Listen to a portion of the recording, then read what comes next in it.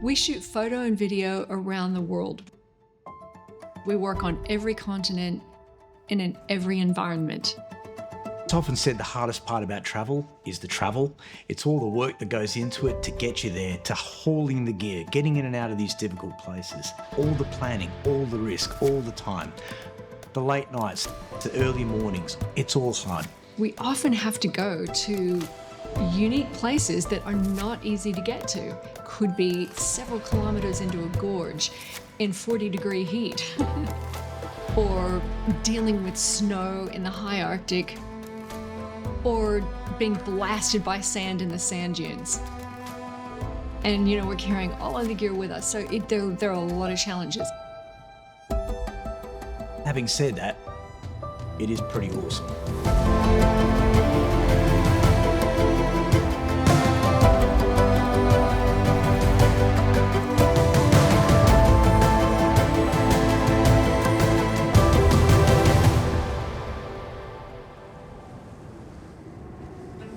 We were commissioned to follow in the footsteps of the Antarctic explorers from a small ice-class expedition ship to shoot rarely visited sub-Antarctic islands and to cover about a third of the coast of Antarctica.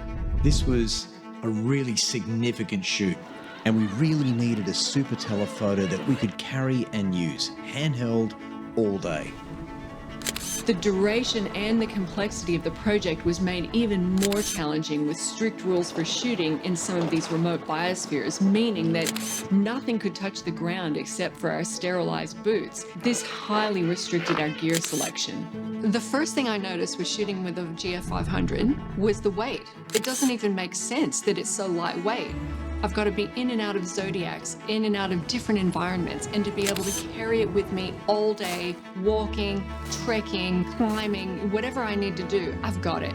Give you a bit of an idea of the challenge. Antarctica is the coldest, driest, windiest, and wildest place on Earth. We're talking complete unpredictability. We needed to trust that our equipment could flawlessly deliver in both photo and video applications.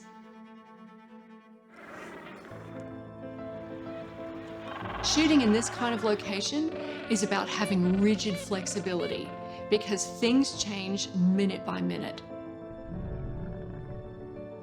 So the GF500 being so light means that we can keep it with our kit, we can take it with us, and we know that we've got the ultimate bit of equipment to reach out when we want that distance, knowing that we can still take our other equipment. There's literally nothing worse than being let down by the gear.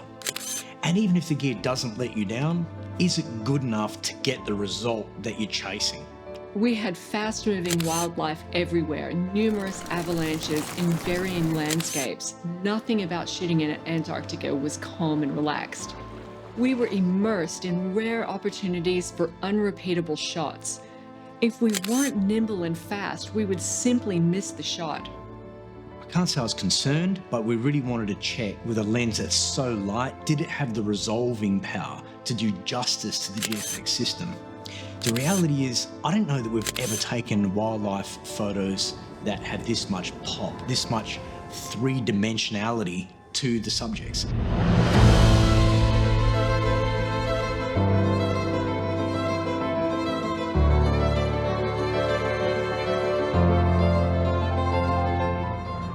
The way that the lens resolved the shots, it had a beautiful organic feel about it. I loved the quality. With fast-moving subjects, like an albatross just screaming past us and trying to grab that shot, we simply just aimed at the subject and let the AI autofocus grab the eye of the subject, and it nailed it at high speed with absolute precision. It means that we've effectively now have a sports camera and a medium format high image quality camera combined in one light unit. It meant our yield went up so much higher.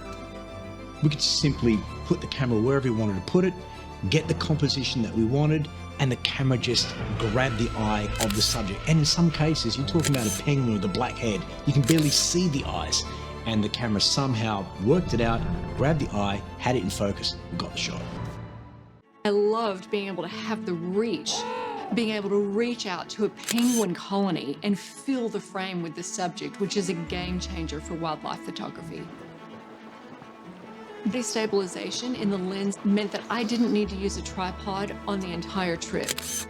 It was freezing, so obviously I had to wear gloves, and trying to sort of navigate a tripod or, anything extra than just the camera and the lens just added another element of challenge to the situation. We've frozen lenses before in the high Arctic. It was really cold in Antarctica, and it was, I think at one point, minus 27 degrees. And we operated the lens for hours in that environment, and it was just perfect. We would have previously relied on the GF250 and used a teleconverter, but the difference with 500mm, it's extraordinary. This is the lens that we've been waiting for. You may think that a 500mm lens is not the right lens to shoot landscapes, or you'd be wrong.